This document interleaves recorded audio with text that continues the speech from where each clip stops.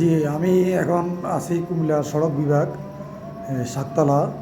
আমি কাজী মিরু time civil থেকে আপনাদেরকে স্বাগতম। আমি ওই যে কুমিল্লা টনসু ব্রিজ থেকে বাখরাবাদ যে রোডটা পূর্ব দিকে গেছে, এটা কুমিল্লা সিটি কর্পোরেশন সড়ক বিভাগের অনুমতি ছাড়া তারা কাজটা আরম্ভ করছে। কুমিল্লা সড়ক বিভাগ থেকে পরে সিটি আকাশে তাদেরকে চিঠি দিছে, এটা সড়ক বিভাগের কাজ, আপনারা কাজটা কীভাবে করেন। তারা চিঠি দেওয়ার পরে কাজটা আপাতত বন্ধ রাখছে।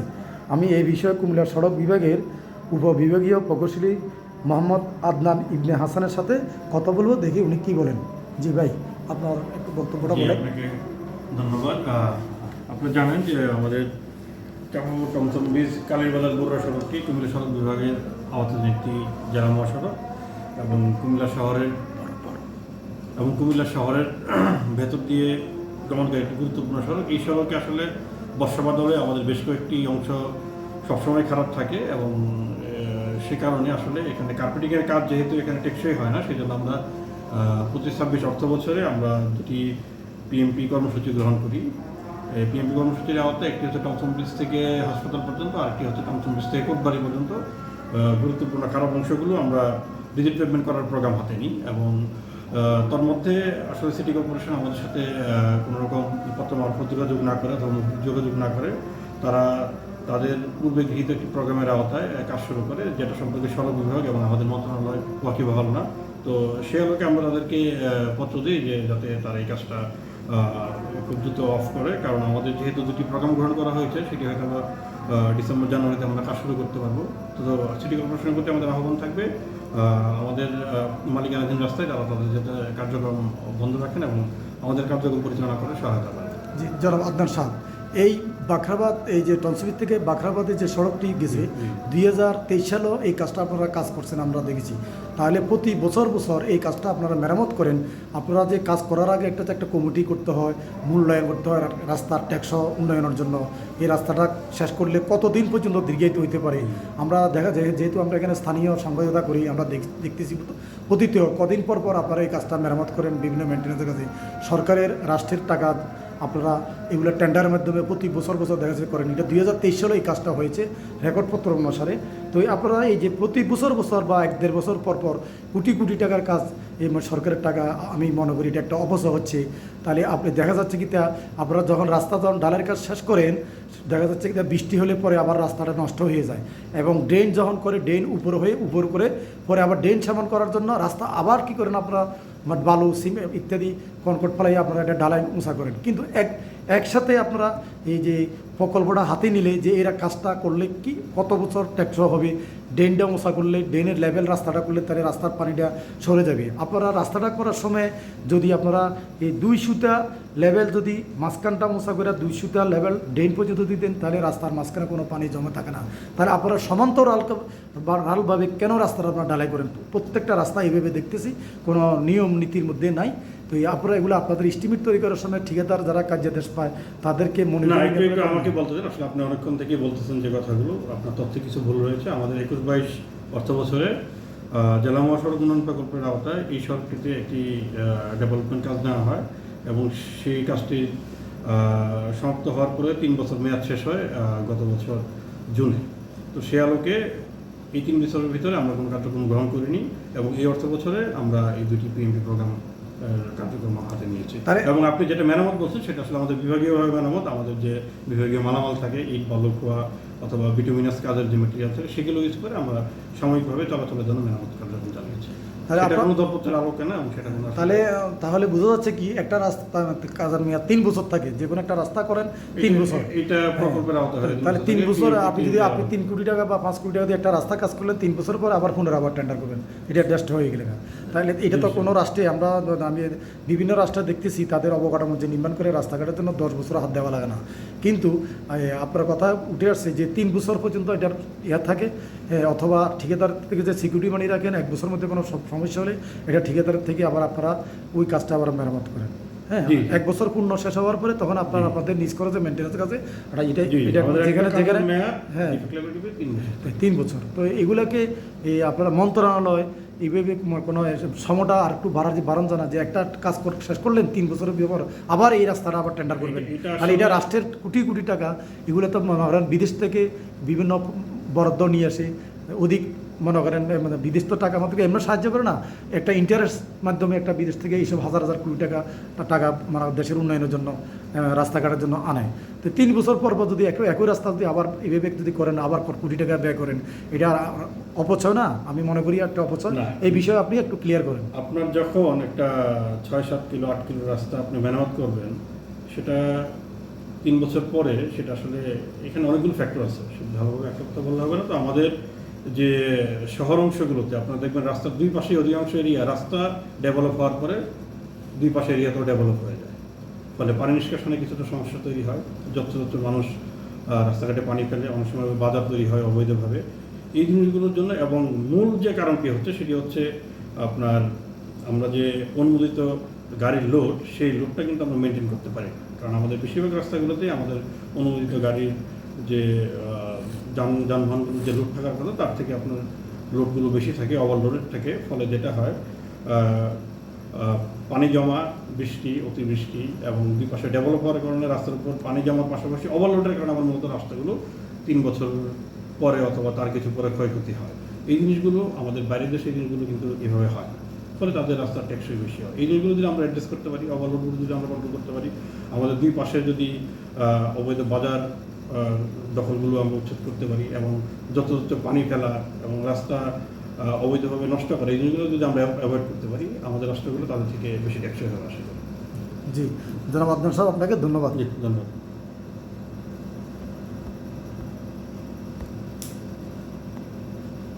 বুঝতে হবে?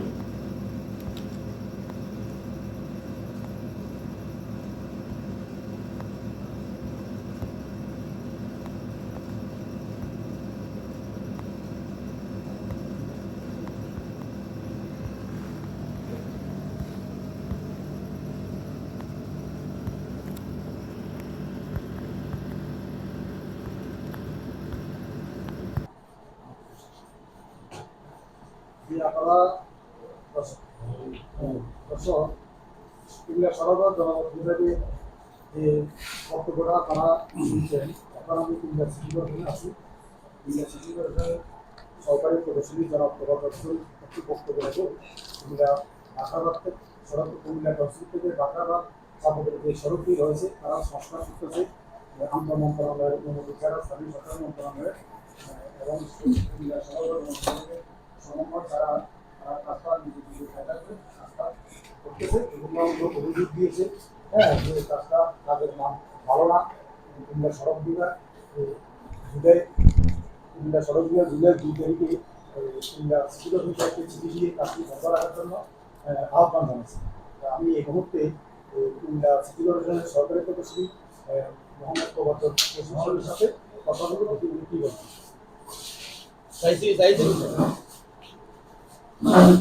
ভাই, আপনি তো কুমিল্লা সিটি কর্পোরেশনে আছেন সরকারি প্রকৌশলী হিসেবে। তারা জুলাই 7 তারিখে আপনাদেরকে একটা চিঠি দিয়েছে যে অংশবিশ থেকে বাঁকড়াবাদ পর্যন্ত যে চাপকের যে রাস্তাটা রয়েছে, আপনারা টেন্ডারের মাধ্যমে কুমিল্লা, যেহেতু এটা কুমিল্লা সড়ক বিভাগের আওতাধীন গেজেটভুক্ত রাস্তা, আপনারা দুই পাশে যে সুন্দর কেটে বেঁকু দিয়ে মাটি কেটে কাজ কার্পেটিং করতেছেন, কাজের মানটা তারা দেখছে এটা কাজের মানটা ভালো না। আর যেহেতু এটা এখানে একটা ইভিজেট রয়েছে, বড় বড় গাড়িগুলো এখানে যায়, এই জন্য কাজটা তারা ভালো করার আরও ভালোভাবে করার জন্য তারা মন্ত্রণালয় এস্টিমেট তৈরি করে পাঠাচ্ছে। এটা ডিসেম্বরে অনুমোদন হয়ে আসবে। এর মধ্যে আপনারা টেন্ডার প্রক্রিয়া করে আপনারা কাজটা করছেন তাদের অনুমতি ছাড়া। তো যেহেতু এটা হচ্ছে স্থানীয় সরকার মন্ত্রণালয়, এটা হচ্ছে সড়ক মন্ত্রণালয়, তো উভয়ের মন্ত্রণালয়ের কোনো সমন্বয়হীনতা ছাড়া আপনারা যে কাজটি করছেন এটা আইনের কোনো ব্যত্যয় করছে কিনা, এবং এই আপনারা কাজটা করার কারণে এনে জনদুর্ভোগ আরও বাড়তেছে। যেহেতু দুই পাশে আপনারা মানে শোল্ডার কেটে মাটি কেটে রাস্তার দুই পাশে সংস্কার কাজ শুরু করেছেন। এই অবস্থায় এখন মানুষ অনেক কুমিল্লা সিটি কর্পোরেশনে 5 লক্ষ জুলাই 24 তারিখ পর্যন্ত কুমিল্লা সিটি কর্পোরেশনে 5 লক্ষ লোক বসবাস করে। এই গণবসতি এলাকা কুমিল্লার মধ্যে মানুষ এখন বর্তমানে এই কাজটা করার কারণে জনভোগান্তি। এখন এই কাজটা যে বন্ধ রয়েছে, তাদের চিঠির কারণে যদি কাজটা বন্ধ রয়েছে, মানুষ তো দুর্ভোগ পাচ্ছে। তো এই বিষয়ে আপনার একটা বক্তব্য প্রয়োজন যে আপনারা মানে যেহেতু সড়ক বিভাগের রাস্তা, আপনারা কীভাবে কাজটা এখানে টেন্ডার দিবেন। জি, ধন্যবাদ মিরু ভাই আপনাকে। আপনি এই আমাদের কুমিল্লা সিটি কর্পোরেশনের যে একটা জনদুর্ভোগের রাস্তা নিয়ে প্রতিবেদন করছেন, আপনাকে অসংখ্য ধন্যবাদ। আমরা কুমিল্লা সিটি কর্পোরেশনের পক্ষ থেকে রোডসের সাথে আমরা কথা বলেছি। ওদের যেই প্রস্তাবটা ছিল, ওরা একনেকে বা তাদের অনুমোদনের জন্য পাঠানো হয়েছে 2024 সালে, এখন চলতেছে 2025 সাল। এখন এটা ওরা অনুমোদন আসে নাই, অনুমোদন আসলে ওরা টেন্ডার প্রক্রিয়া যাবে এবং ওদের কাজ করবে। By this time Comilla city কর্পোরেশনের ম্যাক্সিমাম রাস্তাগুলোই হচ্ছে যে রোডসের। আমাদের যে নিজস্ব রাস্তাগুলো আছে এগুলো আমরা আমাদের নিজস্ব প্রজেক্ট থেকে, ডিবিপি থেকে, ওয়ার্ল্ড ব্যাংকের থেকে কাজ করতেছি। এই রাস্তাটা হচ্ছে কোভিড-19 ওয়ার্ল্ড ব্যাংকের একটা প্রজেক্ট। ওয়ার্ল্ড ব্যাংকের এটা ফিজিবিলিটি স্টাডি করছে।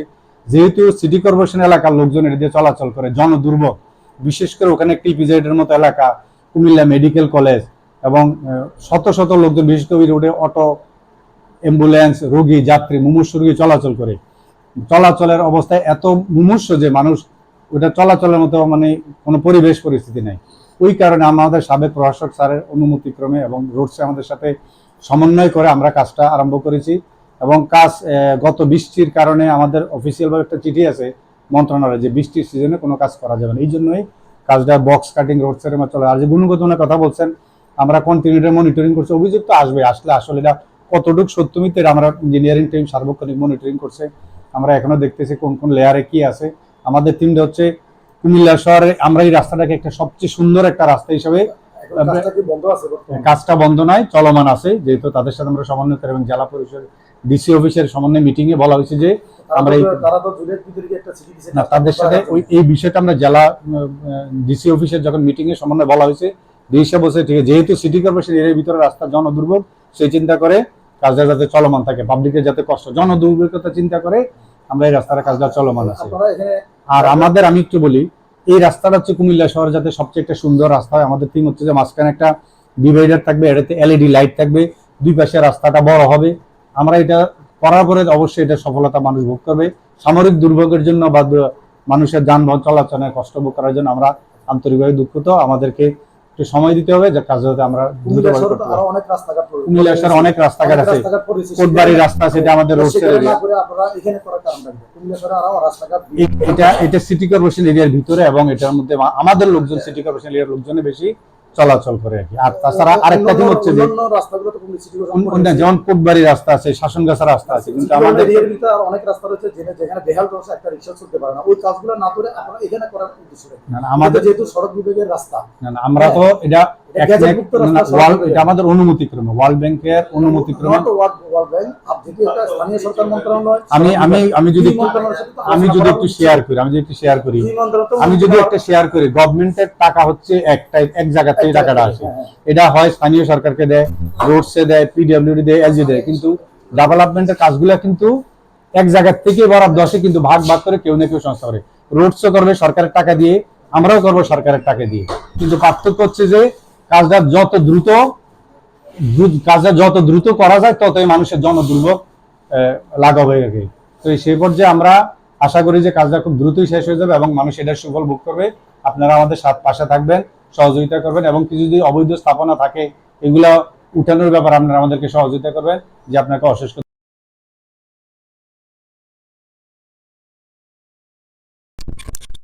দর্শক, আপনারা এই কুমিল্লা টাইম সিভিলের সাথে যারা সংযুক্ত হয়েছেন, আপনারা কুমিল্লা সড়ক বিভাগের বিভাগীয় প্রকৌশলী কথা শুনছেন এবং সিটি কর্পোরেশনের সহকারী প্রকৌশলী তোফাজ্জল সাহেবের বক্তব্য শুনেছেন। তো এখানে কুমিল্লা সড়ক ও জনপথ বিভাগের গোলাম মুস্তফা সাহেব যে জুলাইয়ের 7 তারিখে যে একটা চিঠি দিয়েছেন, জুলাই 2 তারিখে যে একটা চিঠি দিয়েছেন, সড়ক যেহেতু বাখরাবাদ টনসুবির থেকে বাখরাবাদ চাপাপুরের যে সড়কটি সড়ক বিভাগের আওতাধীন, তারা কাজটা বন্ধ করার জন্য জুলাই 2 তারিখে বিভাগীয় যে চিঠি দিয়েছেন, তারা চিঠির আলোকে কাজটা এখনো বন্ধ করেন নাই। তাদের এই কুমিল্লা সিটি কর্পোরেশনের স্থানীয় সরকার মন্ত্রণালয়ের কোনো অনুমতি ছাড়া, কোনো সমন্বয় ছাড়া সড়ক বিভাগের সাথে তারা নিজস্ব সিটি কর্পোরেশনের বরাদ্দ থেকে কাজটা আরম্ভ করছেন। কিন্তু কাজের গুণগত মান হিসেবে কুমিল্লা সড়ক বিভাগের ইঞ্জিনিয়ার, উপবিভাগীয় প্রকৌশলী এবং গোলাম মুস্তফা সাহেব অভিযোগ করছেন তাদের কাজের মানগুলা ভালো না। যেহেতু এখানে ইভিজেডের একটা বড় আমদানি রপ্তানি প্রক্রিয়া এলাকা, এই রাস্তা দিয়ে বিভিন্ন বড় বড় লরি যায়। তাই এই কাজটা তারা যেভাবে করতেছে, কার্পেটিং করতেছে, এই কাজের মানটা দীর্ঘায়িত থাকবে না। হ্যাঁ, এবং কুমিল্লা সড়ক বিভাগ এই রাস্তার কাজটা উন্নয়নের জন্য মন্ত্রণালয় এস্টিমেট করাইছে, অতি শীঘ্রই ডিসেম্বরের মধ্যে এটা অনুমোদন আসলে তারা টেন্ডার প্রক্রিয়ার মাধ্যমে কাজটা সুন্দরভাবে করবে।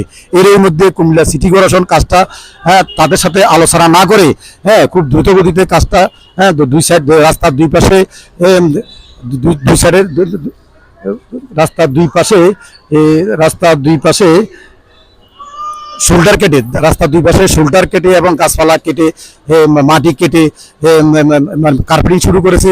এতে আরো জনদুর্ভোগ কুমিল্লা জনগণ বেশি পাচ্ছে। কুমিল্লা সিটি কর্পোরেশনে জুলাই 2024 সালের জুলাই মাসে 5 লক্ষ লোক সরকারি রিপ অনুসারে বসবাস করে এই ঘনবসতি এলাকার মধ্যে এখন এই রাস্তার এই কাজ ধরার কারণে এখন মানুষ আরো দুর্ভোগ বেশি পাচ্ছে। কেন কুমিল্লা সড়ক বিভাগের কথা হচ্ছে তারা যে প্রক্রিয়ায় কাজটা করছে, কাজের গুণগত মান ভালো না, এটা অতি দ্রুত 2 থেকে 3 মাসের ভিতরে এই কাজটা নষ্ট হয়ে যাবে। সুতরাং তারা এই যে কাজের প্রক্রিয়া কুমিল্লা সিটি কর্পোরেশন তারা আরো বলে দিচ্ছে, কুমিল্লা সিটি কর্পোরেশন এরিয়ার মধ্যে আরো অনেক কাজের অবস্থা খুব খারাপ, বেহাল অবস্থা, রাস্তাঘাটের অবস্থা। সেই রাস্তাঘাটের কাজগুলো না ধরে কেন এই যে টনসুবিস থেকে বাখরাবাদ পর্যন্ত এই রাস্তার কাজটা তারা ধরছে, তারা এটা বোধগম্য নয়। হ্যাঁ, তাদের সাথে কোনো আলোচনা করে নাই এই পর্যন্ত। হ্যাঁ, এখন কুমিল্লার আরো জনগণ, কুমিল্লার এই সিটি কর্পোরেশনের অনেক লোক এই প্রতিবাদকে জানিয়েছেন কুমিল্লা সিটি কর্পোরেশনের রাস্তাঘাটের যে অবস্থা, সেই কাজগুলো না ধরে কেন এই বাখরাবাদের কাজটা টনসুবিস থেকে বাখরাবাদের কাজটা আরম্ভ করছে, সরকারের টাকা অপচয় ছাড়া আর কিছুই না। হ্যাঁ, তো এখানে সিটি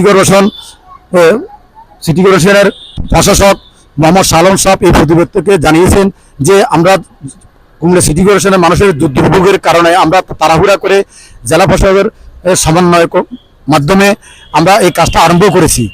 হ্যাঁ,